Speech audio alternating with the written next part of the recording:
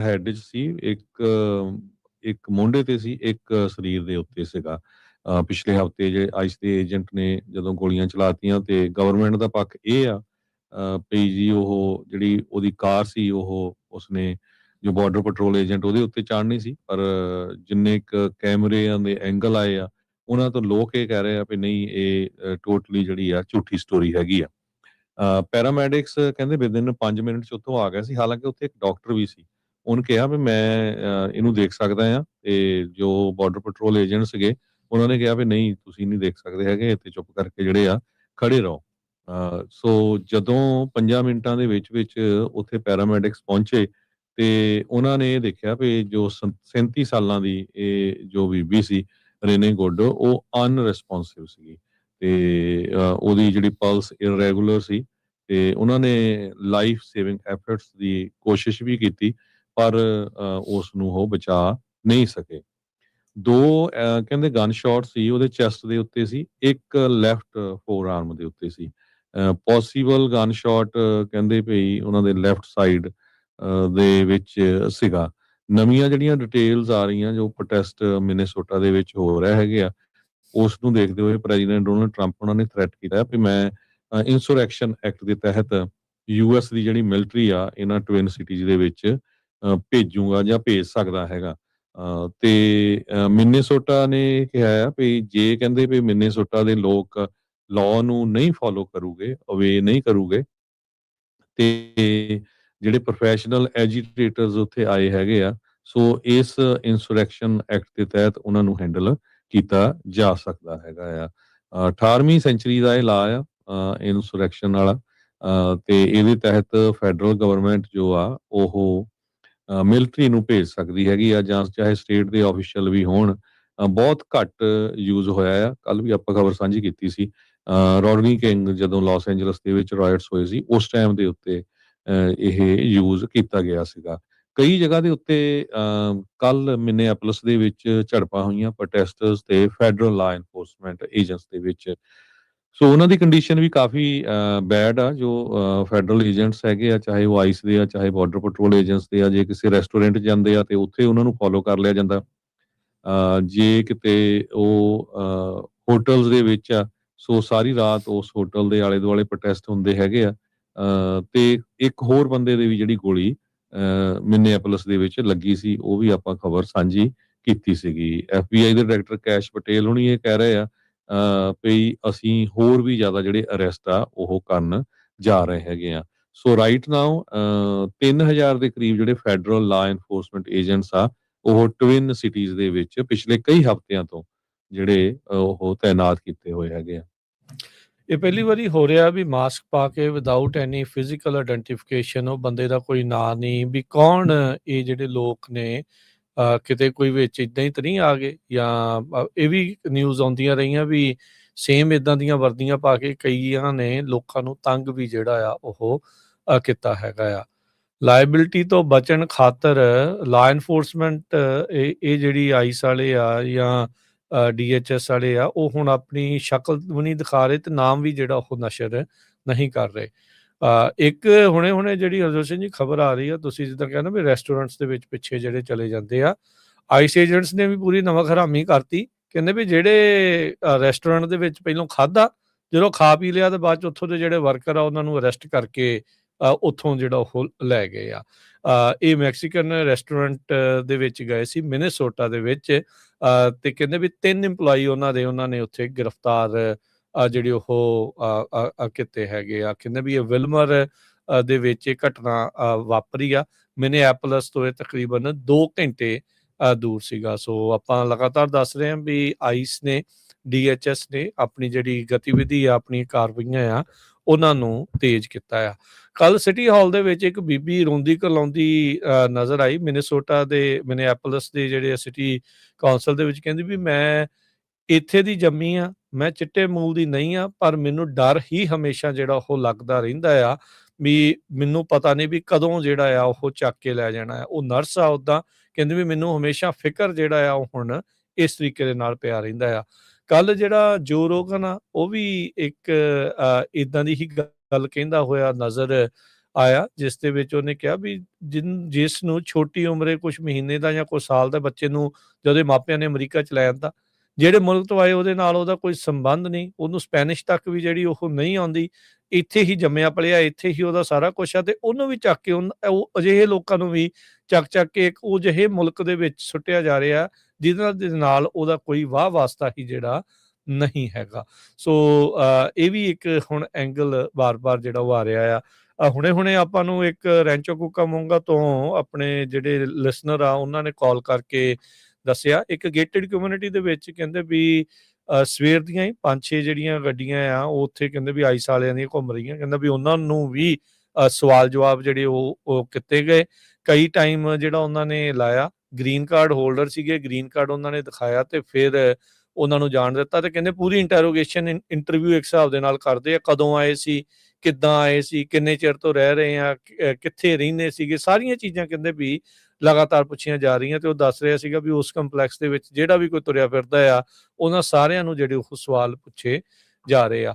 ਸੋ Minnesota ਤਾਂ ਹਰਜੋਤ ਸਿੰਘ ਜੀ ਇਸ time ਇਹ ਆ ਨਾ ਵੀ ਸਾਰਿਆਂ ਦੇ ਮੂਹਰੇ ਨਜ਼ਰ ਆ ਰਿਹਾ ਹੈ ਜੋ, ਪਰ ਇਹਦਾ ਮਤਲਬ ਇਹ ਨਹੀਂ ਵੀ ਬਾਕੀ ਹੋਰ ਕਮਿਊਨਿਟੀਜ਼ ਦੇ ਵਿੱਚ ਇਹ ਇਸ ਤਰੀਕੇ ਦੇ ਨਾਲ ਦਾਖਲ ਹੋ ਕੇ ਇੱਦਾਂ ਦੇ ਜਿਹੜੇ ਸਵਾਲ ਜਵਾਬ ਆ ਉਹ ਨਹੀਂ ਕਰ ਰਹੇ ਹੈਗੇ। ਸੋ ਇਹ ਜਿਹੜੀ ਸਥਿਤੀ ਇਸ ਟਾਈਮ ਆਈਸ ਦੀ ਜਿਹੜੀ ਇਹ ਕਾਰਵਾਈਆਂ ਨੂੰ ਲੈ ਕੇ ਲਗਾਤਾਰ ਜਿਹੜੀ ਉਹ ਚੱਲ ਰਹੀ ਆ।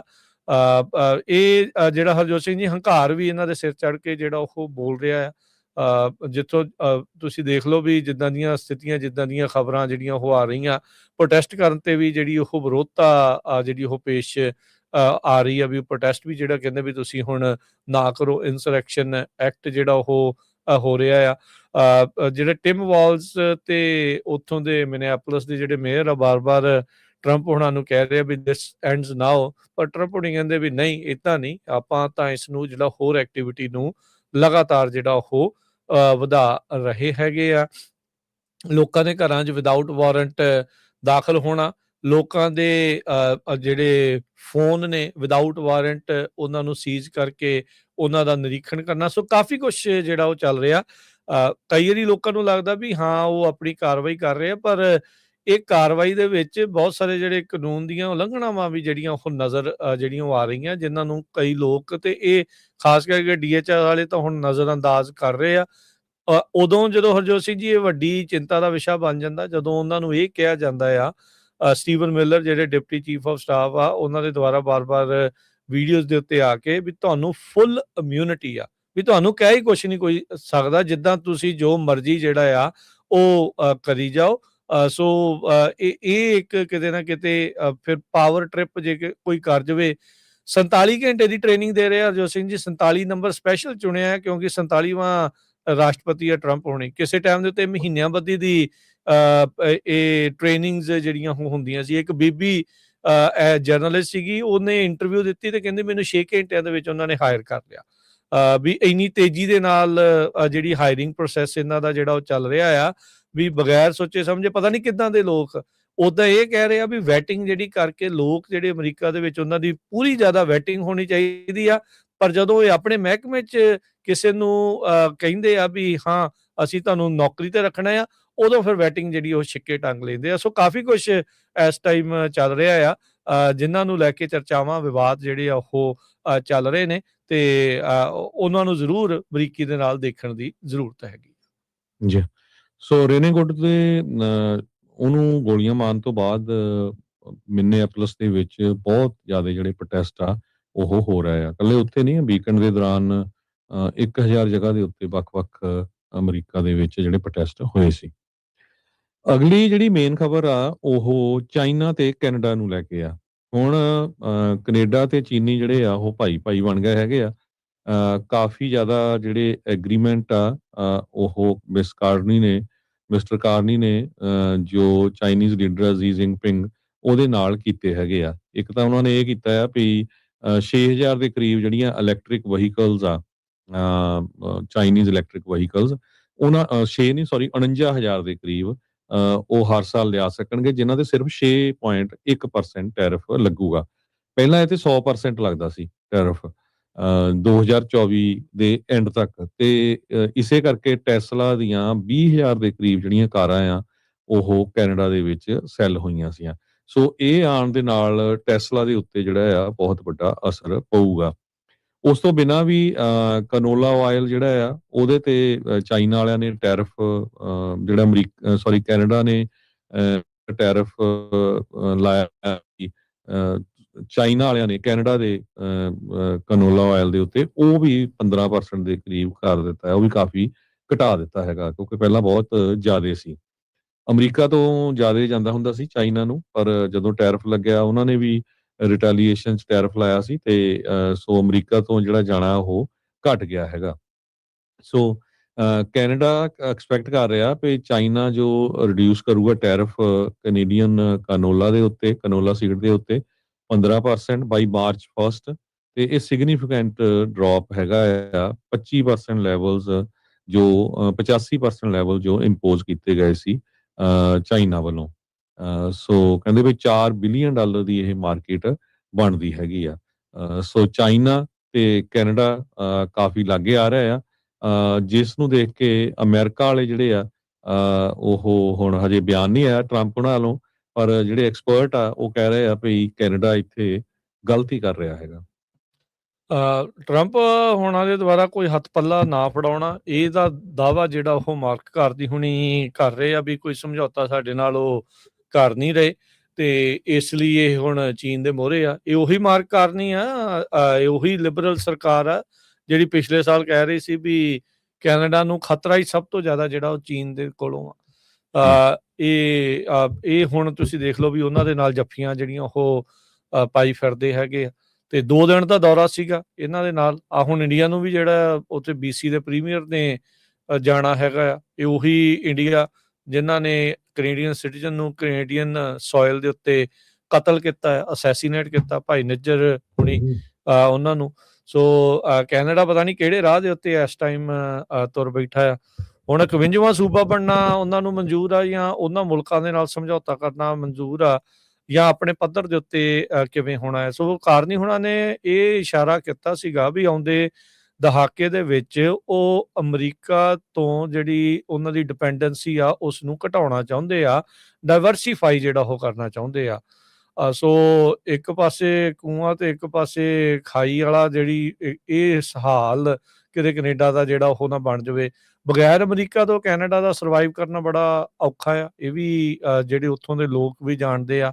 ਅਲਬਰਟਾ ਦੇ ਵਿੱਚ ਹੁਣ ਜਦੋਂ ਰੈਫਰੈਂਡਮ ਨੂੰ ਲੈ ਕੇ ਵੋਟਾਂ ਦੀ ਚਰਚਾ ਚੱਲ ਰਹੀ ਆ, ਲੋਕ ਪੂਰੇ ਸਿਆਲਾਂ ਦੇ ਵਿੱਚ ਠੁਰ ਠੁਰ ਕਰਦੀ ਠੰਡ ਦੇ ਵਿੱਚ ਰਾਤ ਤੱਕ ਲੈਣਾ ਲਾ ਕੇ ਉਸ ਰੈਫਰੈਂਡਮ ਦੇ ਹੱਕ ਦੇ ਵਿੱਚ ਵੋਟਾਂ ਪਾਉਂਦੇ ਜਿਹੜੇ ਉੱਥੇ ਨਜ਼ਰ ਜਿਹੜੇ ਉਹ ਆਏ ਸੀਗੇ। ਸੋ ਕਾਰਨੀ ਹੁਣੀ ਜਿਹੜੇ ਟਰੰਪ ਹੋਣਾ ਦੇ ਦੁਆਰਾ ਟੈਰਿਫ ਲਾਏ ਗਏ ਆ ਉਹਨਾਂ ਨੂੰ ਰਿਡਿਊਸ ਕਰਨ ਦੇ ਵਿੱਚ ਨਾਕਾਮਯਾਬ ਰਹੇ ਆ, ਪਰ ਚਾਈਨਾ ਦੇ ਵਿੱਚ ਉਹ ਡੈਫੀਨੇਟਲੀ ਇਹਨਾਂ ਨੂੰ ਕਹਿ ਲਓ ਵੀ ਜਿਹੜੇ ਟੈਰਿਫਸ ਨੇ ਉਹਨਾਂ ਨੂੰ ਘਟਾਉਣ ਦੇ ਵਿੱਚ ਕਾਮਯਾਬ ਰਹੇ ਆ ਤੇ ਇਹਨਾਂ ਨੇ ਜਿਹੜੀਆਂ ਡੀਲਸ ਆ ਉਹ ਹੁਣ ਬਣਾ ਲਈਆਂ ਹੈਗੀਆਂ ਆ। ਸੋ ਇਹ ਹੁਣ ਜੇ ਉਹਨਾਂ ਦੇ ਐਂਗਲ ਤੋਂ ਦੇਖਿਆ ਜਾਵੇ, ਹੁਣ ਕੱਲਾ ਅਮਰੀਕਾ ਦੇ ਸਿਰ ਦੇ ਉੱਤੇ ਕਹਿੰਦੇ ਵੀ ਸਰਦਾ ਨਹੀਂ ਆ, ਸੋ ਇਸ ਲਈ ਉਹ ਚਾਈਨਾ ਦੇ ਮੋਹਰੇ ਜਾ ਕੇ ਜਿਹੜਾ ਉਹ ਗੱਲਾਂ ਬਾਤਾਂ ਕਰ ਰਹੇ ਆ। ਨਵੇਂ ਨਿਊ ਵਰਲਡ ਆਰਡਰ ਦੀ ਗੱਲ ਜਿਹੜੀ ਉੱਥੇ ਚਾਈਨਾ ਦੇ ਨਾਲ ਇਸ ਸਮਝੌਤੇ ਦੇ ਦਰਮਿਆਨ ਮਾਰਕ ਕਾਰਨੀ ਜਿਹੜੇ ਕੈਨੇਡੀਅਨ ਪ੍ਰਾਈਮ ਮਿਨਿਸਟਰ ਆ ਉਹਨਾਂ ਨੇ ਕੀਤੀ ਹੈਗੀ ਆ। ਓਨਟਾਰੀਓ ਦੇ ਜਿਹੜੇ ਪ੍ਰੀਮੀਅਰ ਨੇ ਡਗ ਫੋਰਡ, ਉਹਨਾਂ ਨੇ ਜਿਹੜੀ EV ਡੀਲ ਆ ਉਹਦੇ ਖਾਸ ਕਰਕੇ ਬੁਰਾ ਜਿਹੜਾ ਮਨਾਇਆ, ਉਹਦੇ ਕ੍ਰਿਟਿਕ ਜਿਹੜਾ ਉਹ ਕਿਹਾ ਆ, ਉਹ ਕਹਿ ਰਹੇ ਆ ਵੀ ਇਹਦੇ ਨਾਲ ਇੱਕ ਤਾਂ ਚਾਈਨੀਜ਼ ਗੱਡੀਆਂ ਦੀ ਉਹਨਾਂ ਦੀ ਮਾਰਕੀਟ ਕੈਨੇਡਾ ਦੇ ਵਿੱਚ ਸਟਰੋਂਗ ਹੋਊਗੀ ਤੇ ਦੂਜੇ ਪਾਸੇ ਜੋ ਕੈਨੇਡੀਅਨ ਗੱਡੀਆਂ ਜਿਹੜੀਆਂ ਉੱਥੇ ਬਣਦੀਆਂ ਨੇ, ਜਿਹੜੀਆਂ ਉੱਥੇ ਫੈਕਟਰੀਜ਼ ਨੇ, ਉਹਨਾਂ ਉੱਤੇ ਭੈੜਾ ਜਿਹੜਾ ਉਹ ਅਸਰ ਹੋਊਗਾ। ਕਹਿੰਦੇ ਵੀ ਉਹ ਗੱਡੀਆਂ ਉੱਥੋਂ ਬਣ ਕੇ ਆਉਣ ਦੇ ਨਾਲ ਕੈਨੇਡੀਅਨ ਜੌਬਸ ਜਿਹੜੀਆਂ ਆ ਉਹ ਚਲੇ ਜਾਣਗੀਆਂ। ਸਾਸਕੈਚੁਅਨ ਦੇ ਜਿਹੜੇ ਪ੍ਰੀਮੀਅਰ ਹੈਗੇ ਨੇ ਸਕਾਟ ਮੋ, ਉਹਨਾਂ ਨੇ ਕਿਹਾ ਵੀ ਇਹ ਪੋਜ਼ਿਟਿਵ ਸਟੈਪ ਫਾਰਵਰਡ ਆ ਤੇ ਇਹ ਜਲਦ ਜਿਹੜਾ ਆ ਇਸ ਦੇ ਵਿੱਚ ਹੋਣਾ ਚਾਹੀਦਾ ਸੀਗਾ। ਸੋ ਬੀਜਿੰਗ ਦੇ ਵਿੱਚ ਮਾਰਕ ਕਾਰਨੀ ਤੇ ਜਿਹੜੇ ਸ਼ੀ ਜ਼ਿੰਗਪਿੰਗ ਆ ਉਹਨਾਂ ਨੇ ਆਪਸ ਦੇ ਵਿੱਚ ਜਿਹੜੀ ਇਹ ਗੱਲਬਾਤ ਕੀਤੀ ਆ। ਕਨੋਲਾ ਆਇਲ, ਲੌਬਸਟਰ, ਕਰੈਬਸ, ਪੀਜ਼, ਇਹ ਕਹਿੰਦੇ ਵੀ ਹੁਣ ਮਾਰਚ ਮਹੀਨੇ ਤੋਂ ਜਿਹੜੇ ਆਉਣਗੇ ਤੇ ਉਹਨਾਂ ਦੇ ਉੱਤੇ ਜਿਹੜਾ ਟੈਰਿਫ ਆ ਉਹ ਫਿਰ ਰਿਮੂਵ ਕਰ ਦਿੱਤਾ ਗਿਆ ਆ 2026 ਸਾਲ ਦੇ ਅਖੀਰ ਤੱਕ। ਜੀ। ਸੋ ਬਿਲਕੁਲ ਹੁਣ ਇਸ ਤੋਂ ਬਾਅਦ ਜਿਹੜਾ ਯੂਐਸ ਮੈਕਸੀਕੋ ਕੈਨੇਡਾ ਐਗਰੀਮੈਂਟ ਆ USMCA, ਇਹਦੇ ਉੱਤੇ ਵੀ ਕਾਫੀ ਵੱਡਾ ਅਸਰ ਪਊਗਾ। ਜੇ ਅਮਰੀਕਾ ਦੀ ਸਰਕਾਰ ਇਹ ਕਹਿੰਦੀ ਆ ਵੀ ਵੈਨੇਜ਼ੁਏਲਾ ਤੋਂ ਸਾਨੂੰ ਖਤਰਾ ਆ ਵੀ ਉੱਥੇ ਚਾਈਨੀਜ਼ ਬਹੁਤ ਇਨਵੈਸਟ ਕਰ ਰਹੇ ਆ, ਤੇ ਕੈਨੇਡਾ ਤਾਂ ਬਿਲਕੁਲ ਮੁੰਡ ਆ ਤੁਰ ਕੇ ਜਾਣ ਨੂੰ ਆ। ਸੋ ਜੋ ਕੈਨੇਡਾ ਦੀ ਜਿਹੜੀ ਟਰੱਕਿੰਗ ਇੰਡਸਟਰੀ ਆ ਉਹਦੇ ਉੱਤੇ ਵੀ ਮੈਨੂੰ ਲੱਗਦਾ ਆਉਣ ਵਾਲੇ ਸਮੇਂ 'ਚ ਕਾਫੀ ਅਸਰ ਪਊਗਾ।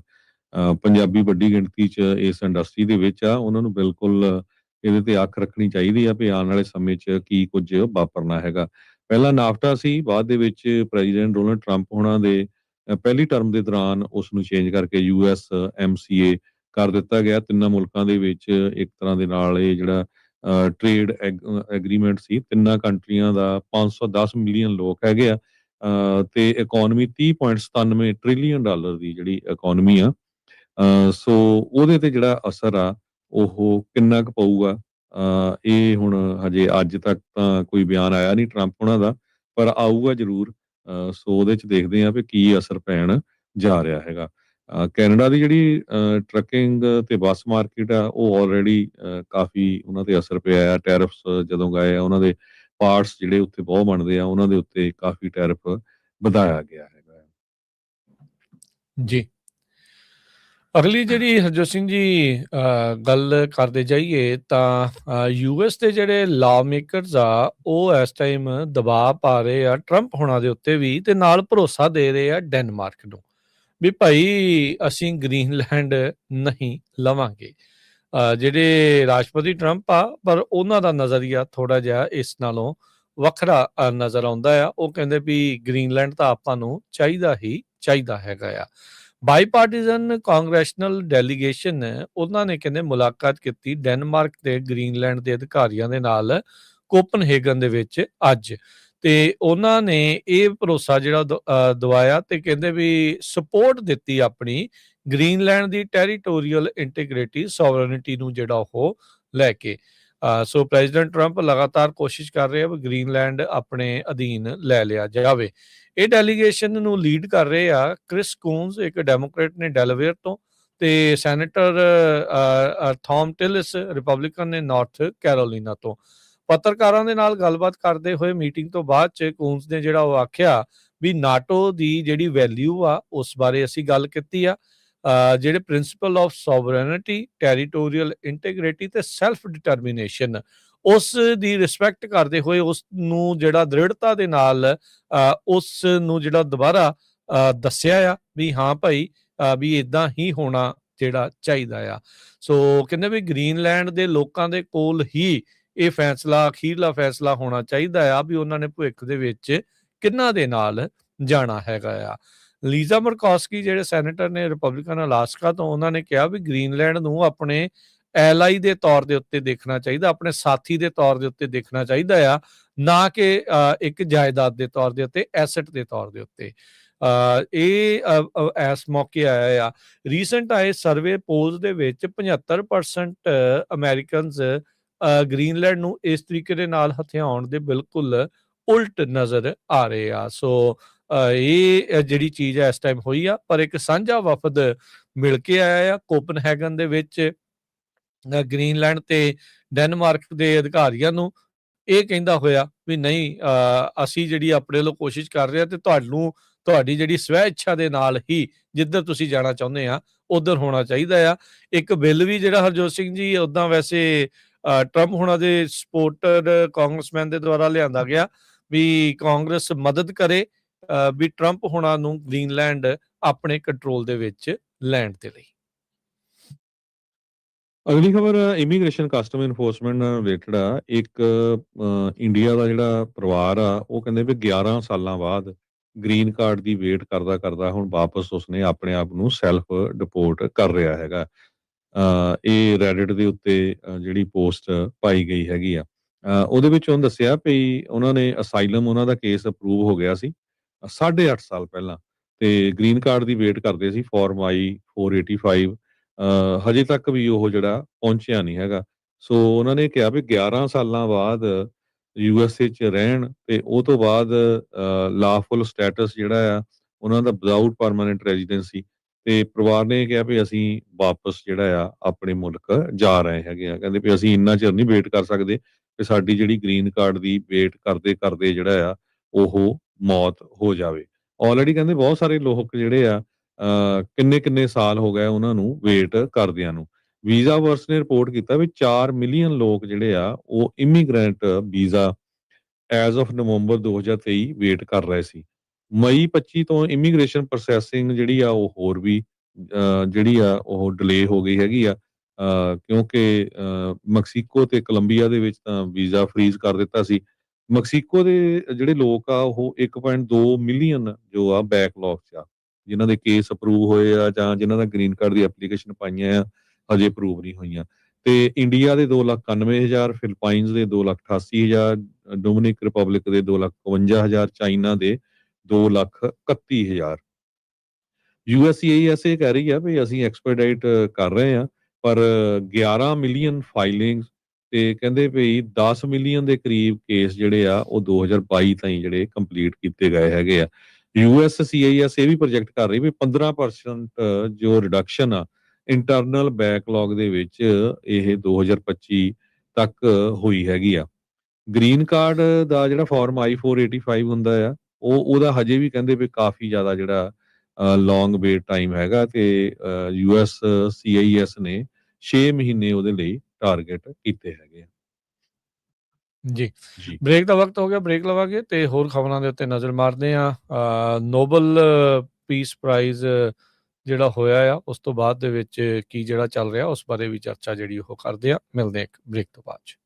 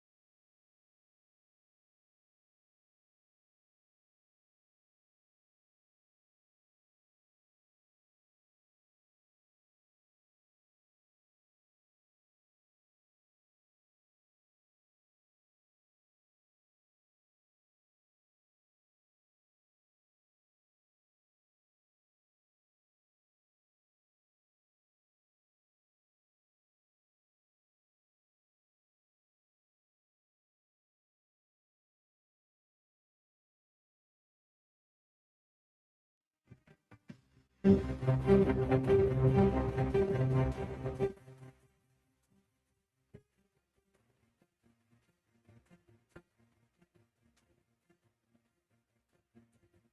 तो बाद एक बारी फिर आप सब का स्वागत है इस उत्ते प्रोग्राम अपडेट अमेरिका जी आया ਨੂੰ ਹਰਜੋਤ ਸਿੰਘ ਜੀ ਸਤਿ ਸ਼੍ਰੀ ਅਕਾਲ। ਸਤਿ ਸ਼੍ਰੀ ਅਕਾਲ, ਧੰਨਵਾਦ, ਜੀ ਆਇਆਂ ਨੂੰ। ਅਗਲੀਆਂ ਖਬਰਾਂ ਵੱਲ ਚੱਲੀਏ ਤੇ ਅਗਲੀ ਖਬਰ ਵੀ ਇਮੀਗ੍ਰੇਸ਼ਨ ਦੇ ਨਾਲ ਰਿਲੇਟਡ ਆ। ਟੈਕਸਸ ਸਟੇਟ H1B ਵੀਜ਼ੇ ਨੂੰ ਲੈ ਕੇ ਕਾਫੀ ਜ਼ਿਆਦਾ ਖਬਰਾਂ ਦੇ ਵਿੱਚ ਹੈਗੀ ਆ। ਮਾਰਜਰੀ ਟੇਲਰ ਗ੍ਰੀਨ ਨੇ ਤਾਂ ਇਹ ਕਿਹਾ ਸੀ ਵੀ ਜਿਹੜਾ H1B ਵੀਜ਼ਾ ਹੈ ਟੋਟਲੀ ਬੰਦ ਹੋ ਜਾਣਾ ਚਾਹੀਦਾ, ਇਹਦੇ ਤੇ ਬੈਨ ਲਾ ਦੇਣਾ ਚਾਹੀਦਾ। ਹੁਣ ਇੱਕ ਖਬਰ ਆ ਰਹੀ ਆ ਵੀ ਵੀਡੀਓ ਸਰਕੂਲਰ ਹੋ ਰਹੀ ਆ ਜਿਹਦੇ ਵਿੱਚ ਇਹ ਦੱਸਿਆ ਗਿਆ ਵੀ H1B ਵੀਜ਼ੇ ਦੇ ਫਰਾਡ ਡਿਟੈਕਟ ਹੋਇਆ ਆ ਫ੍ਰਿਸਕੋ ਟੈਕਸਸ ਦੇ ਵਿੱਚ, ਜਿੱਥੇ 5 ਬਿਜ਼ਨੈਸਸ ਇੱਕ ਹੀ ਘਰ ਦੇ ਵਿੱਚ ਰਜਿਸਟਰਡ ਆ ਤੇ ਕਹਿੰਦੇ ਵੀ ਉਹਨਾਂ ਦੀ ਤਨਖਾਹ ਜਿਹੜੇ H1B ਵੀਜ਼ੇ ਤੇ $1 ਲੱਖ ਤੋਂ ਉੱਪਰ ਹੈਗੀ ਆ ਤੇ 5 ਜਿਹੜੇ ਡਿਫਰੈਂਟ ਬਿਜ਼ਨੈਸਸ ਆ ਉਹ ਇੱਕ ਘਰ ਦਾ ਹੀ ਐਡਰੈਸ ਆ ਤੇ ਜਿੱਥੇ ਕਹਿੰਦੇ ਵੀ 50 ਲੋਕ ਆਲਰੇਡੀ ਅਪਰੂਵ ਹੋ ਚੁੱਕੇ ਆ H1B ਵੀਜ਼ਾ ਪ੍ਰੋਗਰਾਮ ਦੇ ਤਹਿਤ। ਸੋ ਇਹਦੀ ਜਿਹੜੀ ਆ ਕਾਫੀ ਜ਼ਿਆਦਾ ਵਾਇਰਲ ਵੀ ਹੋ ਰਹੀ ਆ ਵੀ ਇਹ ਕਿੱਦਾਂ ਦਾ ਘਰ ਹੈਗਾ ਫ੍ਰਿਸਕੋ ਟੈਕਸਸ ਦੇ ਵਿੱਚ, ਜਿੱਥੇ 5 ਬਿਜ਼ਨੈਸਸ ਇੱਕ ਘਰ ਦੇ ਵਿੱਚ ਹੀ ਜਿਹੜੇ ਰਜਿਸਟਰ ਕੀਤੇ ਗਏ ਹੈਗੇ ਆ। ਤੇ ਬਹੁਤ ਸਾਰੇ ਜਿਹੜੇ ਮੈਗਾ ਯੂਜ਼ਰਸ ਆ ਉਹ ਫੁਟੇਜ ਯੂਜ਼ ਕਰ ਰਹੇ ਆ, ਗਾਹਾਂ ਤੇ ਗਾਹਾਂ ਐਕਸਟੈਂਡ ਕਰ ਰਹੇ ਆ ਤੇ ਇਹ ਵੀ ਕਲਿੱਪ ਦੇ ਵਿੱਚ ਕਲੇਮ ਕੀਤਾ ਗਿਆ ਵੀ ਇੱਕ ਭਾਰਤੀ ਮੂਲ ਦਾ ਇਮੀਗ੍ਰੇਸ਼ਨ ਲਾਇਰ ਚਾਂਦ ਪਰਵਾ ਥਿਨੈਨੀ ਉਹਨੇ ਕਹਿੰਦੇ ਅਪਰੂਵ ਕਰਾਏ ਆ ਹੰਡਰਡਸ ਔਰ ਥਾਊਜ਼ੈਂਡਸ ਆਫ H1B ਵੀਜ਼ਾ 2020 ਤੋਂ ਲੈ ਕੇ ਹੁਣ ਤਾਈਂ। ਹਾਲਾਂਕਿ ਜਿਹੜੇ ਵਕੀਲ ਹੁੰਦੇ ਉਹ ਨਹੀਂ ਅਪਰੂਵ ਕਰਾਉਂਦੇ, ਅਪਰੂਵ ਤਾਂ ਜਿਹੜੀ ਆ department of homeland security immigration services ਜਿਹੜੇ IC ਜਿਹੜੇ ਹੈਗੇ ਆ ਉਹੀ ਇੱਕ ਤਰ੍ਹਾਂ ਦੇ ਨਾਲ ਅਪਰੂਵ ਕਰਦੇ ਆ US ਸਿਟੀਜ਼ਨਸ਼ਿਪ ਤੇ ਇਮੀਗ੍ਰੇਸ਼ਨ ਸਰਵਿਸ ਵਾਲੇ। Multiple IT companies same address ਤੇ ਯੂਜ਼ ਕਰਨਾ, ਇਹ ਕਹਿੰਦੇ ਕੱਲਾ ਇਹ ਨਹੀਂ ਹੈ, ਹੋਰ ਵੀ ਬਹੁਤ ਸਾਰੀਆਂ ਜਿਹੜੀਆਂ ਐਡਰੈਸਸ ਆ ਉਹ ਇਸ ਤਰ੍ਹਾਂ ਆਏ ਆ। ਕਹਿੰਦੇ ਭਈ 99% ਸਸਪੀਸ਼ਨ ਰੇਟ ਹੈਗਾ ਆ ਉਸ ਏਰੀਏ ਦੇ ਵਿੱਚ। ਸੋ H1B ਸਿਸਟਮ ਜਿਹੜਾ ਆ ਆਲਰੇਡੀ ਬਹੁਤ ਜ਼ਿਆਦਾ ਸਕਰੂਟਨੀ ਦੇ ਅੰਡਰ ਐਨ ਰਿਡਾਰ ਦੇ ਅੰਡਰ ਆ। US ਪ੍ਰੈਜ਼ੀਡੈਂਟ ਡੋਨਲਡ ਟਰੰਪ ਉਹਨਾਂ ਦੇ ਸੈਕੰਡ ਟਰਮ ਦੇ ਦੌਰਾਨ ਤੇ US CIS ਕਹਿੰਦੇ ਭਈ ਸਾਈਟ ਵਿਜ਼ਿਟਸ ਕਰ ਰਹੀ ਆ, ਆਡਿਟ ਕਰ ਰਹੀ ਆ, ਸਕਰੀਨਿੰਗ ਕਰ ਰਹੀ ਹੈਗੀ ਆ ਜੋ ਲੋਕ H1B ਵੀਜ਼ੇ ਦੇ ਉੱਤੇ ਹੈਗੇ ਆ। H4 ਦਾ ਵੀ ਜਿਹੜਾ ਹਰਜੋਤ ਸਿੰਘ ਜੀ ਨਾਲ ਮਸਲਾ ਬਣ ਗਿਆ। H1B ਦੇ ਜਿਹੜੇ ਸਪਾਊਸ ਹੁੰਦੇ ਆ, ਘਰ ਵਾਲਾ ਜਾਂ ਘਰ ਵਾਲੀ, ਉਹ ਜਦੋਂ ਇੱਥੇ ਨਾਲ ਆਉਂਦੇ ਆ ਉਹਨਾਂ ਨੂੰ ਓਪਨ ਐਂਡਡ EAD ਕਾਰਡ ਮਿਲ ਜਾਂਦਾ ਆ। ਹੁਣ ਰੌਲਾ ਜਿਹੜਾ ਇਸ ਟਾਈਮ ਪਿਆ ਆ, ਇੱਕ ਕੁਮਾਰ ਐਕਸਕਲੂਸਿਵ ਕਰਕੇ ਐਕਸ ਦੇ ਉੱਤੇ ਪਾਇਆ, ਕਈ ਲੋਕ ਜਿਹੜੇ ਉਹ ਦੱਸ ਰਹੇ ਆ, ਕਹਿੰਦੇ ਵੀ ਇਹ H4B ਵਾਲਿਆਂ ਨੇ ਇਹ ਜਿਹੜੇ ਡਿਪੈਂਡੈਂਟ ਵੀਜ਼ੇ ਦੇ ਉੱਤੇ ਆ, ਇਹਨਾਂ ਨੇ ਸਟੇਟ ਜੌਬਾਂ ਹੀ ਬੜੀਆਂ ਖੋਲੀਆਂ ਲੋਕਾਂ ਦੀਆਂ, ਖੋਲੀਆਂ ਮਤਲਬ ਇਹਨਾਂ ਨੇ ਲੈ ਲੀਆਂ। ਤੇ ਰੌਲਾ ਇਹਦੇ ਵਿੱਚ ਕੀ ਆ ਖਾਸ ਕਰਕੇ, ਕਹਿੰਦੇ ਵੀ ਫੇਕ ਐਕਸਪੀਰੀਅੰਸ ਦਾ ਜਿਹੜਾ ਉਹ ਰੌਲਾ ਪੈ ਗਿਆ ਆ।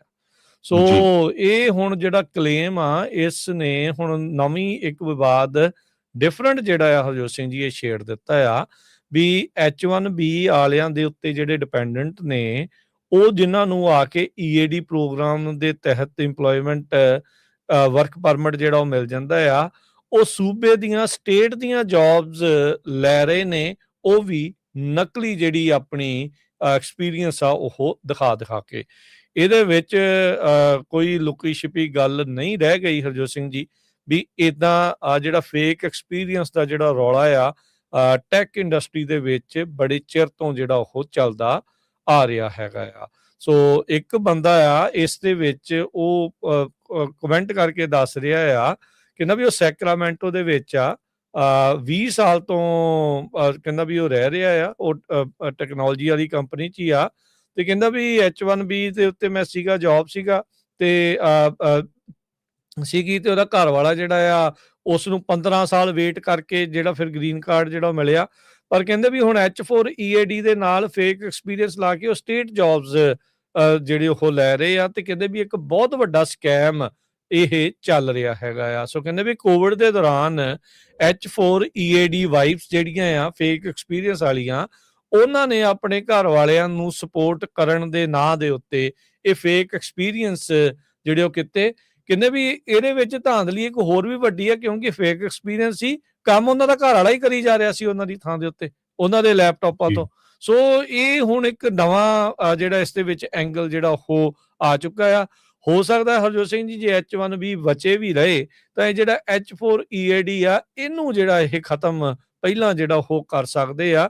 ਸੋ ਜਿਹੜੇ ਬੇ ਏਰੀਏ ਦੇ ਵਿੱਚ ਟੈਕੀ ਰਹਿੰਦੇ ਨੇ, ਉਹਨਾਂ ਦੇ ਲਈ ਔਖਾ ਹੋ ਜਾਣਾ ਆ, ਖਾਸ ਕਰਕੇ ਉਦੋਂ ਜਦੋਂ ਹਰਜੋਤ ਸਿੰਘ ਜੀ ਵੀ ਜਿਹੜਾ ਇੰਨਾ ਮਹਿੰਗਾ ਸ਼ਹਿਰ ਆ, ਉੱਥੇ ਇੱਕ ਜਣੇ ਦੀ ਤਨਖਾਹ ਦੇ ਉੱਤੇ ਗੁਜ਼ਾਰਾ ਹੋਣਾ ਨਹੀਂ, ਤੇ ਇਹ ਰੌਲਾ ਰੱਪਾ ਜਿਹੜਾ ਉਹ ਹੋਰ ਜ਼ਿਆਦਾ ਵਧਣਾ ਆ। ਪਰ ਇੱਕ ਨਵਾਂ H4EAD ਪ੍ਰੋਗਰਾਮ ਦਾ ਜਿਹੜਾ ਸਕੈਮ ਆ, ਉਸ ਦੇ ਉੱਤੇ ਹੁਣ ਜਿਹੜੇ ਲੋਕ ਆ ਉਹ ਚਾਨਣਾ ਪਾ ਰਹੇ ਨੇ। ਟਰੰਪ ਉਹਨਾਂ ਨੇ ਇਹ ਕਿਹਾ ਆ ਵੀ ਉਹ ਹੁਣ ਈਰਾਨ ਦੇ ਉੱਤੇ ਕਿਸੇ ਤਰ੍ਹਾਂ ਦਾ ਅਟੈਕ ਨਹੀਂ ਕਰਨਗੇ, ਤੇ ਇਕੱਲਾ ਇਹੀ ਨਹੀਂ ਬਲਕਿ ਉਹਨਾਂ ਨੇ ਜੋ ਕਤਰ 에ਅਰਵੇਜ਼ ਤੋਂ ਕੁਝ ਟਰੂਪਸ ਨੂੰ ਵਾਪਸ ਬੁਲਾਇਆ ਸੀ, ਉਹਨਾਂ ਨੂੰ ਵਾਪਸ ਫਿਰ ਉੱਥੇ ਬੇਸ ਤੇ ਭੇਜ ਦਿੱਤਾ ਆ। ਇਹ ਸਾਰਾ ਕੁਝ ਉਸ ਸਮੇਂ ਵਾਪਰਿਆ ਜਦੋਂ 4 ਅਰਬ ਕੰਟਰੀਜ਼ ਨੇ ਕਨਵਿੰਸ ਕੀਤਾ ਪ੍ਰੈਜ਼ੀਡੈਂਟ ਡੋਨਲਡ ਟਰੰਪ ਉਹਨਾਂ ਨੂੰ ਵੀ ਈਰਾਨ ਨੂੰ ਸਟ੍ਰਾਈਕ ਕਰਨਾ ਇਹ ਠੀਕ ਨਹੀਂ ਹੋਊਗਾ। ਇਹ ਆਲੇ ਦੁਆਲੇ ਜਿਹੜੇ ਮੁਲਕ ਹੈਗੇ ਆ ਉਹਨਾਂ ਦੇ ਉੱਤੇ ਵੀ ਇਹਦਾ ਅਸਰ ਬਹੁਤ ਜ਼ਿਆਦਾ ਪਊਗਾ। ਟਰੰਪ ਉਹਨਾਂ ਨੇ ਕਿਹਾ ਵੀ ਮੈਨੂੰ ਇਹ ਯਕੀਨੀ ਬਣਾਇਆ ਗਿਆ ਆ ਵੀ ਜੋ ਈਰਾਨ ਵਾਲੇ ਆ ਉਹ 800 ਦੇ ਕਰੀਬ ਲੋਕਾਂ ਨੂੰ ਜਿਨ੍ਹਾਂ ਨੂੰ ਉਹਨਾਂ ਨੇ ਫਾਂਸੀ ਦੇਣੀ ਸੀ ਉਹ ਰੋਕ ਦਿੱਤੀ ਗਈ ਹੈਗੀ ਆ। ਸੋ ਇਸ ਕਰਕੇ ਅਸੀਂ ਈਰਾਨ ਦੇ ਉੱਤੇ ਕਿਸੇ ਤਰ੍ਹਾਂ ਦਾ ਜਿਹੜਾ ਅਟੈਕ ਆ ਉਹ ਨਹੀਂ ਕਰਨ ਜਾ ਰਹੇ। ਈਰਾਨ ਦੇ ਇਨਵੈਸਟਰ ਜੋ ਪਾਕਿਸਤਾਨ ਨੂੰ ਹੈਗੇ ਆ, ਰੇਜ਼ਾ ਅਮੀਰੀ ਮੋਗਦਮ, ਉਹਨਾਂ ਨੇ ਇਹ ਕਿਹਾ ਸੀ ਵੀ ਪਾਕਿਸਤਾਨੀ ਮਿਨਿਸਟਰੀ ਨੇ ਤੇ ਟਰੰਪ ਉਹਨਾਂ ਨੂੰ ਆਲਰੇਡੀ ਇਨਫੋਰਮ ਕਰ ਦਿੱਤਾ ਵੀ ਅਸੀਂ ਕਿਸੇ ਤਰ੍ਹਾਂ ਦੀ ਜੰਗ ਨਹੀਂ ਚਾਹੁੰਦੇ ਹੈਗੇ, ਤੇ ਗੱਲਬਾਤ ਦੇ ਨਾਲ ਜਿਹੜੀ ਬੈਠ ਕੇ ਆਪਾਂ ਇਸ ਮਸਲੇ ਨੂੰ ਸੁਲਝਾਉਣਾ ਚਾਹੁੰਦੇ ਹੈਗੇ ਆ।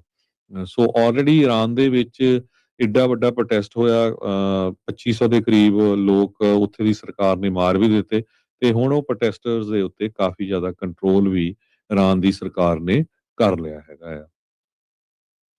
ਜੀ। ਅਗਲੀ ਜਿਹੜੀ ਹਰਜੋਤ ਸਿੰਘ ਜੀ ਗੱਲ ਕਰਦੇ ਜਾਈਏ, 2026 ਦੇ ਵਿੱਚ ਵੱਡੇ ਟੈਕਸ ਰੀਫੰਡ ਆ ਸਕਦੇ ਆ। ਰਾਸ਼ਟਰਪਤੀ ਟਰੰਪ ਹੋਣਾ ਨੇ ਇਹ ਦੱਸਿਆ, ਕਹਿੰਦੇ ਵੀ ਵਨ ਬਿਗ ਬਿਊਟੀਫੁਲ ਬਿੱਲ ਦੇ ਤਹਿਤ ਜਿਹੜੇ ਚੇਂਜਿਸ ਲਿਆਂਦੇ ਗਏ ਆ, ਲੋਕਾਂ ਨੂੰ ਜਿਹੜੇ ਰੀਫੰਡ ਆ ਉਹ ਪਹਿਲਾਂ ਦੇ ਨਾਲ ਪਿਛਲੇ ਸਾਲਾਂ ਦੇ ਮੁਕਾਬਲੇ ਵੱਧ ਮਿਲਣਗੇ। ਕਈ ਐਕਸਪਰਟ ਜਿਹੜਾ ਇਹ ਕਹਿੰਦੇ ਆ ਵੀ ਇਹਦੇ ਨਾਲ ਕੰਜ਼ਿਊਮਰ ਸਪੈਂਡਿੰਗ ਟੈਂਪਰੇਰੀਲੀ ਬੂਸਟ ਜਿਹੜੀ ਉਹ ਹੋਊਗੀ, ਖਾਸ ਕਰਕੇ ਉਹ ਜਿਹੜੇ ਸਰਟਨ ਜਿਹੜੇ ਪੇ ਦੇ ਵਿੱਚ ਆਉਂਦੇ ਨੇ ਉਸ ਸਲੈਬ ਦੇ ਵਿੱਚ ਆ ਰਹੇ ਹੈਗੇ ਆ। ਸੋ ਕਹਿੰਦੇ ਵੀ ਲਾਰਜ ਰੀਫੰਡ ਦੇ ਨਾਲ ਇਹਦੇ ਨਾਲ ਇਨਫਲੇਸ਼ਨ ਦਾ ਪ੍ਰੈਸ਼ਰ 2026 ਦੇ ਵਿੱਚ ਹੋਰ ਵੱਧ ਸਕਦਾ ਹੈ, ਪਰ ਇਹ ਵੀ ਟੈਂਪਰੇਰੀ ਰਾਹਤ ਲੋਕਾਂ ਨੂੰ ਜਿਹੜੀ ਉਹ ਮਿਲੇਗੀ। ਟਰੰਪ ਉਹਨਾਂ ਦੇ ਬਿਗ ਬਿਊਟੀਫੁਲ ਬਿੱਲ ਦੇ ਵਿੱਚ ਕਈ ਪ੍ਰੋਵੀਜ਼ਨ ਜਿਹੜੇ ਉਹ ਕੀਤੇ ਆ। ਜਿਹੜੇ IRS ਆ ਉਹਨਾਂ ਨੇ ਅਜੇ ਆਪਣਾ ਜਿਹੜਾ ਟੈਕਸ ਵਿਦ ਹੋਲਡਿੰਗ ਟੇਬਲ ਆ ਉਸ ਨੂੰ ਅਪਡੇਟ ਨਹੀਂ ਕੀਤਾ ਸੀਗਾ। ਜੇ ਉਹਨਾਂ ਦਾ ਇਹ ਕਹਿਣਾ ਆ ਵੀ 2025 ਦੇ ਵਿੱਚ ਤੁਸੀਂ ਜ਼ਿਆਦਾ ਟੈਕਸ ਦੇ ਦਿੱਤਾ ਆ, ਇਸ ਲਈ ਤੁਹਾਨੂੰ ਰੀਫੰਡ ਜਿਹੜੇ ਆ ਉਹ ਐਕਸਟਰਾ ਮਿਲਣਗੇ। ਪ੍ਰਾਈਮ ਟਾਈਮ ਐਡਰੈਸ ਜਦੋਂ ਦਸੰਬਰ ਦੇ ਵਿੱਚ ਟਰੰਪ ਉਹਨਾਂ ਨੇ ਕੀਤਾ ਸੀ, ਉਹਨਾਂ ਨੇ ਕਿਹਾ ਵੀ ਲਾਰਜੈਸਟ ਟੈਕਸ ਰੀਫੰਡ ਸੀਜ਼ਨ ਆ ਉਹ ਹੋਣ ਜਾ ਰਿਹਾ ਹੈਗਾ ਆ। ਤੇ ਜਿਹੜੇ ਹਰਜੋਤ ਸਿੰਘ ਜੀ, IRS 26 ਜਨਵਰੀ ਤੋਂ ਸੋਮਵਾਰ ਤੋਂ ਉਹ ਪ੍ਰੋਸੈਸਿੰਗ ਕਹਿੰਦੇ ਵੀ ਟੈਕਸ ਰਿਟਰਨਸ ਦੀ ਸ਼ੁਰੂ ਕਰਨ ਜਾ ਰਹੀ ਆ, ਤੇ 15 ਅਪ੍ਰੈਲ ਬੁੱਧਵਾਰ ਤੱਕ ਇਹ ਦੀ ਡੈਡਲਾਈਨ ਜਿਹੜੀ ਰਹੇਗੀ। ਸੋ ਕਹਿੰਦੇ ਵੀ 26 ਜਨਵਰੀ ਤੋਂ ਪਹਿਲਾਂ IRS ਜਿਹੜੇ ਤੁਹਾਡੇ ਰਿਟਰਨਸ ਆ ਉਹਨਾਂ ਨੂੰ ਪ੍ਰੋਸੈਸ ਕਰਨਾ ਸ਼ੁਰੂ ਨਹੀਂ ਕਰੇਗਾ। ਸੋ 26 ਜਨਵਰੀ ਤੋਂ ਜਿਹੜੇ ਉਹ ਸ਼ੁਰੂਆਤ ਕਰ ਦੇਣ। ਮੰਨਿਆ ਜਾ ਰਿਹਾ ਵੀ 164 ਮਿਲੀਅਨ ਜਿਹੜੇ ਇੰਡੀਵਿਜੂਅਲ ਇਨਕਮ ਟੈਕਸ ਰਿਟਰਨ ਆ ਉਹ ਇਸ ਸਾਲ ਦੇ ਵਿੱਚ ਫਾਈਲ ਹੋਣਗੀਆਂ। ਸੋ ਪਰ ਇਹ ਨਾਲ ਇਹ ਕਹਿ ਰਹੇ ਆ ਵੀ ਤੁਹਾਨੂੰ ਬਿਗੇਸਟ ਟੈਕਸ ਰੀਫੰਡ ਮਿਲ ਸਕਦੇ ਆ, ਕਿਉਂਕਿ ਜਿਹੜੀਆਂ ਵਨ ਬਿਗ ਬਿਊਟੀਫੁਲ ਬਿੱਲ ਦੇ ਵਿੱਚ ਚੇਂਜਸ ਕੀਤੀਆਂ ਗਈਆਂ ਸੀ। ਜੀ, ਅਗਲੀ ਖਬਰ ਜਿਹੜੀ ਆ ਉਹ ਇੰਗਲੈਂਡ ਤੋਂ ਆ ਰਹੀ ਆ। ਇੰਗਲੈਂਡ ਦੇ ਵਿੱਚ ਇੱਕ ਸਿੱਖ ਬੱਚੀ ਨੂੰ ਅਫਗਾਨੀ ਮੂਲ ਦੇ ਲੋਕਾਂ ਨੇ ਕਹਿੰਦੇ ਭਈ ਗਰੂਮ ਕਰਕੇ ਉਹਨੂੰ ਆਪਣੇ ਘਰ ਦੇ ਵਿੱਚ ਰੱਖਿਆ ਤੇ 7 ਜਾਣਿਆਂ ਨੇ ਉਹਦਾ ਜਿਹੜਾ ਰੇਪ ਕੀਤਾ। ਵਾਰ-ਵਾਰ ਸਿੱਖਾਂ ਵੱਲੋਂ ਉੱਥੇ ਦੀ ਪੁਲਿਸ ਨੂੰ ਦੱਸਣ ਦੇ ਬਾਵਜੂਦ ਵੀ ਉਹਨਾਂ ਨੇ ਜਦੋਂ ਕੋਈ ਐਕਸ਼ਨ ਨਹੀਂ ਲਿਆ, ਤੇ 200 ਤੋਂ ਵੱਧ ਜਿਹੜੇ ਸਿੱਖ ਆ ਉਹਨਾਂ ਨੇ ਉਹ ਘਰ ਘੇਰ ਲਿਆ, ਤੇ ਬਾਅਦ ਦੇ ਵਿੱਚ ਜਿਹੜੀ ਬੱਚੀ ਆ ਉਸ ਨੂੰ ਛੁਡਾਉਣ ਦੇ ਵਿੱਚ ਕਾਮਯਾਬ ਹੋ ਗਏ। ਕਹਿੰਦੇ ਇੱਕ ਨਹੀਂ ਹਜ਼ਾਰਾਂ ਹੀ ਜਿਹੜੀਆਂ ਬੱਚੀਆਂ ਆ, ਚਾਹੇ ਉਹ ਸਿੱਖਾਂ ਦੀਆਂ, ਹਿੰਦੂਆਂ ਦੀਆਂ ਜਾਂ ਗੋਰੇ ਮੂਲ ਦੀਆਂ ਆ, ਉਹ ਪਾਕਿਸਤਾਨੀ ਮੂਲ ਦੇ ਜਿਹੜੇ ਗੈਂਗ ਹੈਗੇ ਆ ਉਹ ਉਹਨਾਂ ਦੀ ਗਰੂਮਿੰਗ ਕਰਦੇ ਆ। ਜਦੋਂ ਉਹ ਉਹਨਾਂ ਨੂੰ ਬਰਗਲਾ ਲੈਂਦੇ ਆ, ਸਕੂਲ ਦੇ ਵਿੱਚ ਪੜ੍ਹਦੀਆਂ ਹੁੰਦੀਆਂ ਛੋਟੀ ਉਮਰ ਦੀਆਂ, ਤੇ ਉਹਨੇ ਕੜੇ ਵੀ ਪਾਏ ਹੁੰਦੇ ਆ, ਪੰਜਾਬੀ ਬੜੀ ਮਿੱਠੀ-ਮਿੱਠੀ ਬੋਲਦੇ ਆ। ਤੇ ਇਹ ਬਹੁਤ ਵੱਡਾ ਇਸ਼ੂ ਇੰਗਲੈਂਡ ਦੇ ਵਿੱਚ ਮੁਸਲਿਮ ਬਣਿਆ ਗਰੂਮਿੰਗ ਹੋਇਆ ਦਾ ਹੈਗਾ। ਬਹੁਤ ਵੱਡਾ ਜਿਹੜਾ ਉਹ ਚੱਲ ਰਿਹਾ ਹੈਗਾ ਜੀ। ਆ। ਯਾ ਜੀ, ਸੋ ਇਸ ਵਾਰੀ ਇਹ ਜਿਹੜਾ ਸੀ ਬਹੁਤ ਜ਼ਿਆਦਾ ਰੌਲਾ ਪਿਆ ਤੇ ਦੇਖੋ ਜਿਹੜੇ ਪੋਲੀਟੀਸ਼ੀਅਨ ਆ ਉਹ ਇਸ ਕਰਕੇ ਨਹੀਂ ਬੋਲ ਰਹੇ ਕਿਉਂਕਿ ਉਹਨਾਂ ਦੀ ਗਿਣਤੀ ਬਹੁਤ ਜ਼ਿਆਦਾ ਆ ਪਾਕਿਸਤਾਨ ਦੇ ਵਿੱਚ। ਬਹੁਤ ਸ਼ਹਿਰਾਂ ਦੇ ਮੇਅਰ ਜਿਹੜੇ ਆ ਉਹ ਬਣੇ ਹੋਏ ਹੈਗੇ ਆ। ਬਲਕਿ ਜਿਹੜੀ ਉਹਨਾਂ ਦੀ ਕਮਿਊਨਿਟੀ ਆ ਉਹ ਵੀ ਓਪਨਲੀ ਕ੍ਰਿਟੀਸਾਈਜ਼ ਨਹੀਂ ਕਰਦੀ ਹੈਗੀ ਇਸ ਨੂੰ ਕਿ ਇਹ ਗੱਲ ਬਿਲਕੁਲ ਗਲਤ ਹੈਗੀ ਆ। ਸਿੱਖ ਅਵੇਅਰਨੈਸ ਸੁਸਾਇਟੀ ਤੇ ਸਿੱਖ ਹੈਲਪਲਾਈਨ ਇਹ ਕਾਫੀ ਲੰਮੇ ਸਮੇਂ ਤੋਂ ਉਹਨਾਂ ਨੇ ਕਹਿੰਦੇ ਹੰਡਰਡਸ ਆਫ ਕੇਸ ਜਿਹੜੇ ਆ 1970 ਤੋਂ ਲੈ ਕੇ ਹੁਣ ਤੱਕ ਜਿਹੜੇ ਆ ਸੋਲਵ ਕੀਤੇ ਹੈਗੇ ਆ। ਕਿਸ ਤਰ੍ਹਾਂ ਉਹਨਾਂ ਨੂੰ ਜਿਹੜੇ ਮੁਸਲਿਮ ਲੋਕ ਹੈਗੇ ਆ ਇਹ ਗੈਂਗਸ ਦੇ ਉਹ ਉਹਨਾਂ ਨੂੰ ਪੈਸੇ ਦਿੱਤੇ ਜਾਂਦੇ ਆ ਵੀ ਤੁਸੀਂ ਬਾਕੀ ਧਰਮਾਂ ਦੇ ਜਿਹੜੇ ਕੁੜੀਆਂ ਆ ਉਹਨਾਂ ਨੂੰ ਲੈ ਕੇ ਆਓ ਤੇ ਤੁਹਾਨੂੰ ਜਿਹੜੇ ਪੈਸੇ ਦਿੱਤੇ ਜਾਊਗੇ।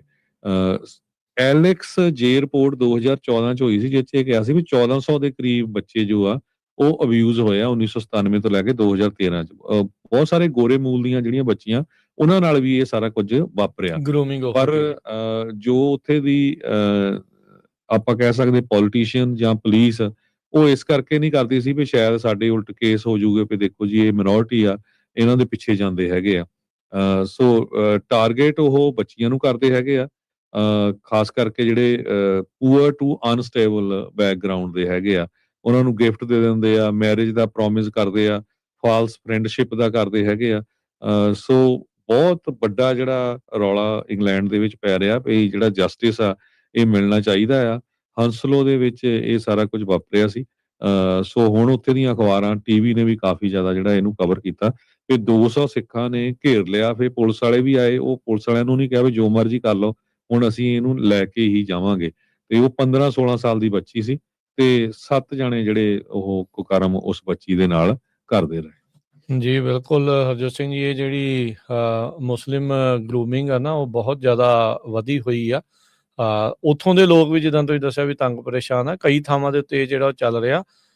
ਆਪਣੇ ਵੀ ਜਿਹੜੇ ਪਰਿਵਾਰਾਂ ਨੂੰ ਧਿਆਨ ਦੇਣਾ ਚਾਹੀਦਾ। ਇੱਕ ਜਿਹੜਾ ਉਹ ਐਂਗਲ ਆ ਨਾ ਇਹ ਦੇਖਣ ਦੀ ਜ਼ਰੂਰਤ ਆ ਵੀ ਇਹ ਦੀਨ ਦੇ ਨਾਂ ਦੇ ਉੱਤੇ ਕੀ ਜਿਹੜਾ ਕੰਮ ਜਿਹੜਾ ਉਹ ਕਰੀ ਜਾ ਰਹੇ ਆ। ਛੋਟੇ ਬੱਚਿਆਂ ਦੇ ਨਾਲ ਜਿਹੜੀ ਇਹ ਬੱਚਾਬਾਜੀ ਜਿਹੜੀ ਇਹ ਚੱਲ ਰਹੀ ਆ ਨਾ, ਗਰੂਮਿੰਗ ਜਿਹੜੀ ਇਹ ਚੱਲ ਰਹੀ ਆ, ਇਸ ਨੂੰ ਜਿਹੜਾ ਜ਼ਰੂਰ ਨੱਥ ਪੈਣ ਦੀ ਜਿਹੜੀ ਉਹ ਜ਼ਰੂਰਤ ਆ।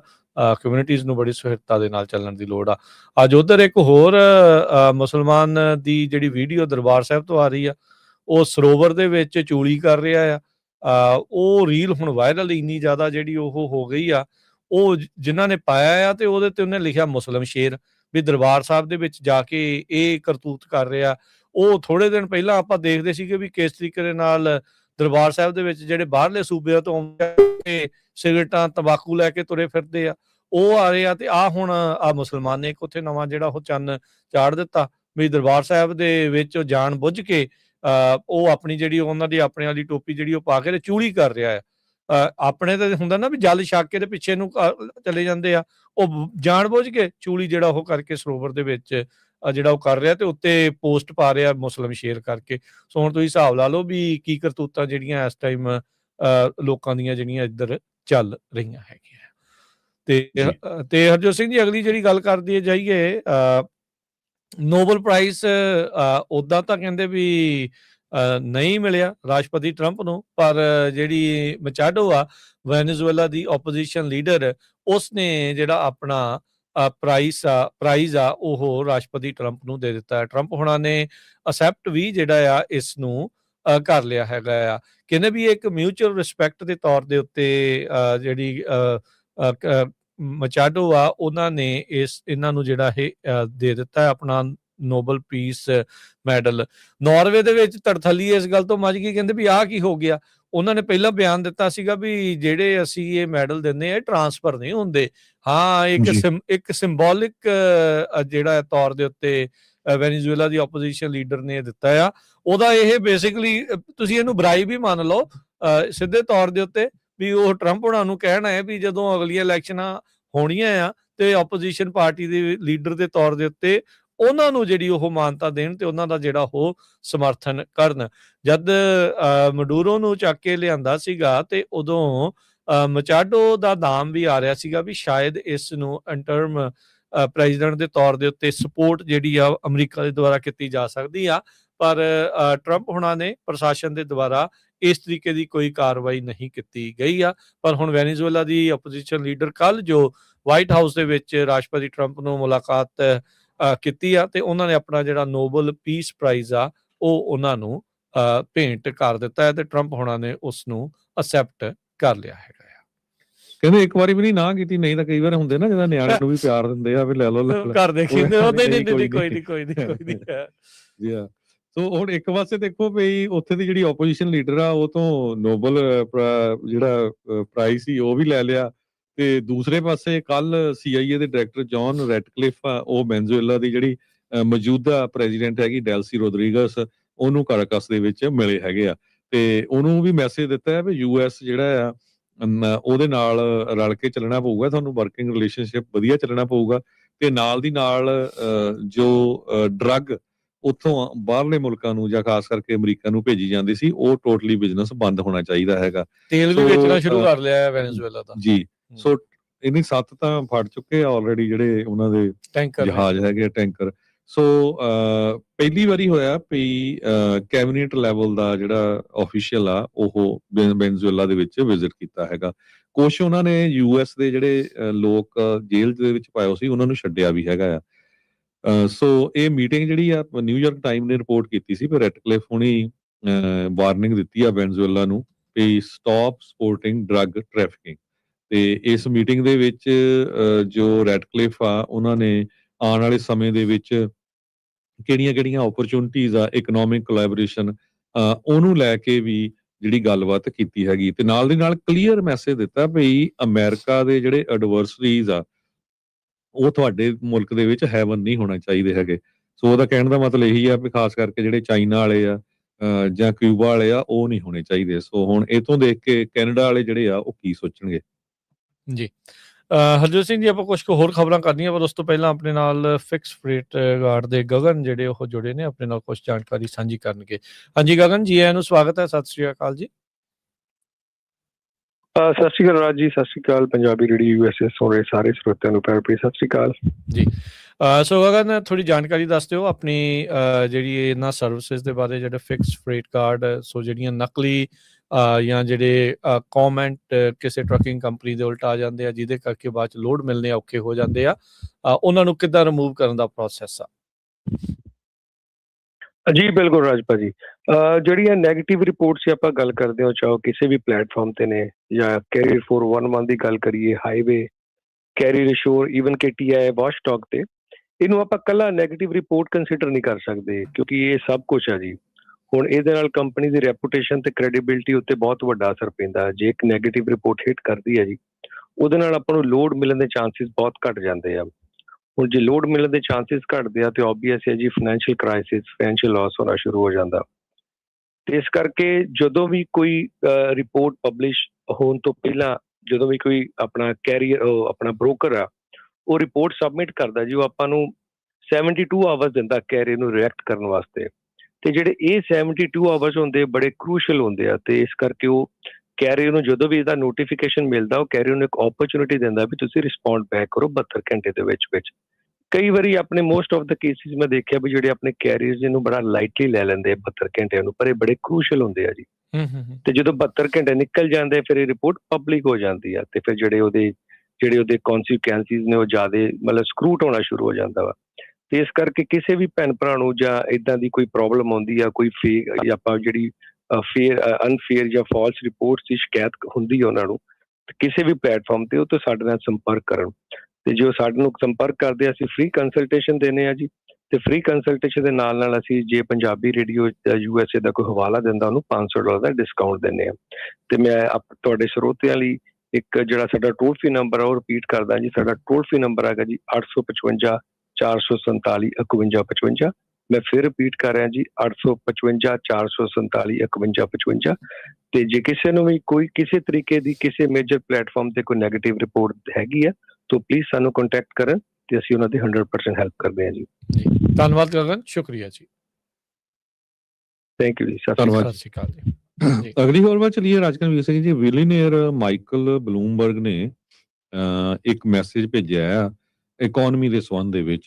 ਉਹਨਾਂ ਨੇ ਇਹ ਕਿਹਾ ਵੀ ਜੋ ਵਾਈਟ ਹਾਊਸ ਜਾਂ Trump administration federal reserve board ਦੇ ਚੇਅਰਮੈਨ ਜਰੋਮ ਪਾਵਲ ਦੇ ਉੱਤੇ ਪ੍ਰੈਸ਼ਰ ਪਾ ਰਿਹਾ ਵੀ ਇੰਟਰਸਟ ਰੇਟ ਨੂੰ ਘਟਾ ਦਿੱਤਾ ਜਾਵੇ, ਇਹ ਇੱਕ ਤਰ੍ਹਾਂ ਨਾਲ ਟਿਕਿੰਗ ਆਫ ਹੈਗਾ ਆ। ਕਹਿੰਦੇ ਵੀ ਇਹ ਨਹੀਂ ਹੋਣਾ ਚਾਹੀਦਾ ਕਿਉਂਕਿ ਜੋ ਐਕਸਪਰਟ ਹੈਗਾ ਉਸ ਫੀਲਡ ਦਾ ਉਹਨੂੰ ਉਹਦੇ ਤੇ ਵਰਕ ਕਰ ਦੇਣਾ ਚਾਹੀਦਾ ਹੈਗਾ।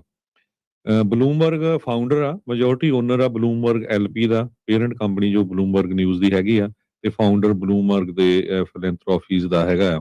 ਮੇਅਰ ਵੀ ਰਹੇ ਆ ਬਲੂਮਬਰਗ ਨਿਊਯਾਰਕ ਸਿਟੀ ਦੇ, ਤੇ ਪਿਛਲੇ ਸਮੇਂ ਉਹ ਪ੍ਰੈਜ਼ੀਡੈਂਸ਼ੀਅਲ ਇਲੈਕਸ਼ਨ ਵੀ ਉਹਨਾਂ ਨੇ ਜਿਹੜੀ ਲੜੀ ਸੀਗੀ।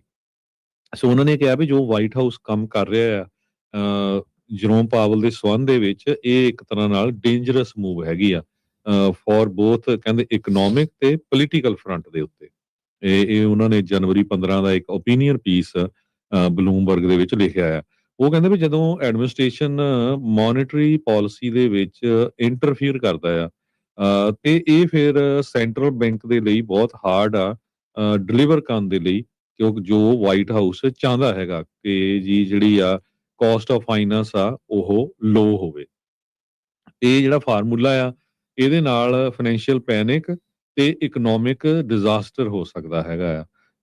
ਪਾਵਲ ਹਜੇ ਤੱਕ ਫਾਈਟ ਕਰ ਰਿਹਾ ਕਿਉਂਕਿ ਉਹਨਾਂ ਦੇ ਉੱਤੇ ਜਿਹੜੀ ਜਸਟਿਸ ਡਿਪਾਰਟਮੈਂਟ ਵੱਲੋਂ ਜਿਹੜੀ ਹੈ ਇੱਕ ਤਰ੍ਹਾਂ ਦੇ ਨਾਲ ਇਨਵੈਸਟੀਗੇਸ਼ਨ ਵੀ ਉਹਨਾਂ ਦੀ ਸ਼ੁਰੂ ਕੀਤੀ ਗਈ ਆ। ਉਹਨਾਂ ਨੂੰ ਸਪੀਨਾ ਵੀ ਕੀਤਾ ਗਿਆ ਵੀ $2.5 ਬਿਲੀਅਨ ਉਹਨਾਂ ਨੇ ਫੈਡਰਲ ਰਿਜ਼ਰਵ ਬੋਰਡ ਦੇ ਜਿਹੜੇ ਬਿਲਡਿੰਗਸ ਆ ਉਹਨਾਂ ਨੂੰ ਰੀਮੋਡਲ ਕਰਨ ਦੇ ਉੱਤੇ ਲਾ ਦਿੱਤਾ ਆ। ਸੋ ਕਹਿੰਦੇ ਵੀ ਇਹ ਜਿਹੜੀ ਪ੍ਰੋਵ ਆ, ਜਿਹੜੀ ਇਨਵੈਸਟੀਗੇਸ਼ਨ ਆ, ਇਹਦੇ ਨਾਲ ਗਲੋਬਲ ਇਕਨੋਮਿਕ ਤੇ ਫਾਈਨੈਂਸ ਦੇ ਉੱਤੇ ਕਾਫੀ ਜ਼ਿਆਦਾ ਜਿਹੜਾ ਅਸਰ ਆ ਉਹ ਪਊਗਾ। ਜੇਪੀ ਮਾਰਗਨ ਦੇ ਸੀਈਓ ਜੇਮੀ ਡਾਇਮਨ ਜੋ ਆ, ਉਹਨਾਂ ਨੇ ਵੀ ਇਹ ਕਿਹਾ ਵੀ ਜਿਹੜਾ ਗਲੋਬਲ ਇਕਨੋਮਿਕ ਡੀਸਟੇਬਲਾਈਜੇਸ਼ਨ ਆ ਇਹ ਉੱਭਰ ਸਕਦੀ ਆ ਜੇ ਪ੍ਰੈਜ਼ੀਡੈਂਟ ਡੋਨਲਡ ਟਰੰਪ ਹੁਣੀ ਘੱਟ ਇੰਟਰਸਟ ਕਹਿਣ ਦੇ ਲਈ ਫੈਡਰਲ ਰਿਜ਼ਰਵ ਬੋਰਡ ਦੇ ਉੱਤੇ ਹੋਰ ਜ਼ੋਰ ਪਾਇਆ। ਜੀ, ਉਧਰ ਚਾਈਨਾ ਵਾਲੇ ਪ੍ਰੋਟੈਸਟ ਕਰ ਰਹੇ ਆ ਇਸ ਚੀਜ਼ ਦਾ ਵੀ ਜਿਹੜਾ ਤਾਈਵਾਨ ਦੇ ਨਾਲ ਯੂਐਸ ਦੀ ਟ੍ਰੇਡ ਡੀਲ ਹੋਈ ਆ। ਥੋੜੇ ਦਿਨ ਪਹਿਲਾਂ ਤਾਈਵਾਨ ਤੇ ਅਮਰੀਕਾ ਦਾ ਮਿਲਟਰੀ ਸਮਝੌਤਾ ਵੀ ਹੋਇਆ ਸੀ, ਜਿਸ ਦੇ ਵਿੱਚ ਬਿਲੀਅਨਸ ਆਫ ਡਾਲਰ ਦੇ, ਮਿਲੀਅਨਸ ਟੂ ਬਿਲੀਅਨਸ ਦੇ ਜਿਹੜਾ ਵੈਪਨਸ ਆ ਉਹ ਤਾਈਵਾਨ ਨੂੰ ਦਿੱਤੇ ਜਾਣੇ ਸੀਗੇ। ਤਾਈਵਾਨ ਦੇ ਪ੍ਰੀਮੀਅਰ ਨੇ ਇਸ ਨਵੇਂ ਟ੍ਰੇਡ ਡੀਲ ਆ ਉਸ ਦੀ ਪ੍ਰਸ਼ੰਸਾ ਜਿਹੜੀ ਉਹ ਕਰਦੇ ਹੋਏ ਕਿਹਾ ਵੀ ਇਹ ਬੈਸਟ ਟੈਰਿਫ ਡੀਲ ਬਣੀ ਆ ਜਿੱਦਾਂ ਬਾਕੀ ਮੁਲਕਾਂ ਦੇ ਹਿਸਾਬ ਦੇ ਨਾਲ। ਸੋ ਕਹਿੰਦੇ ਵੀ ਟ੍ਰੇਡ ਸਰਪਲਸ ਆ ਵਾਸ਼ਿੰਗਟਨ ਦੇ ਨਾਲ। ਬੀਜਿੰਗ ਨੇ ਇਸ ਅਕੋਰਡ ਦੀ, ਇਸ ਡੀਲ ਦੀ ਜਿਹੜੀ ਆ ਉਹ ਵਿਰੋਧਤਾ ਪ੍ਰਗਟਾਈ ਆ। ਪ੍ਰੋਟੈਸਟ ਜਿਹੜਾ ਉਹਨਾਂ ਨੇ ਜਤਾਇਆ ਹੈਗਾ ਆ।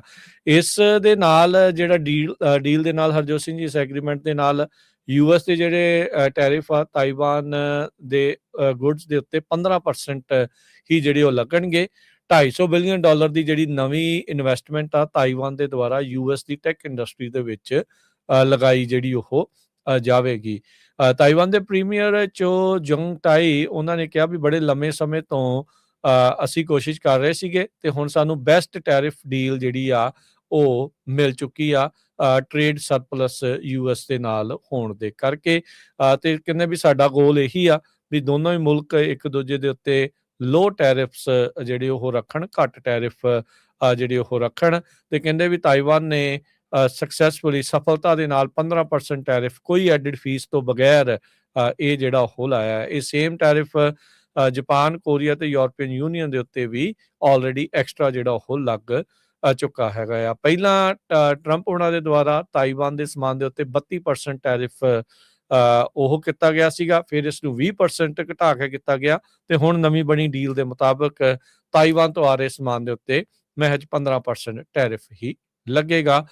ਤੇ ਇਸ ਡੀਲ ਦੇ ਚੱਲਦਿਆਂ ਚਾਈਨਾ ਵਾਲੇ ਜਿਹੜੇ ਆ ਉਹ ਨਿਰਾਸ਼ ਨਜ਼ਰ ਆ ਰਹੇ ਨੇ। ਸਮਾਂ ਸਮਾਪਤ ਹੈ ਹਰਜੋਤ ਸਿੰਘ ਜੀ ਅੱਜ ਦੇ ਪ੍ਰੋਗਰਾਮ ਦਾ, ਤੇ ਆਪਾਂ ਮਿਲਾਂਗੇ ਅਗਲੀ ਵਾਰ। ਸਭ ਨੂੰ ਪਿਆਰ ਭਰੀ ਸਤਿ ਸ਼੍ਰੀ ਅਕਾਲ।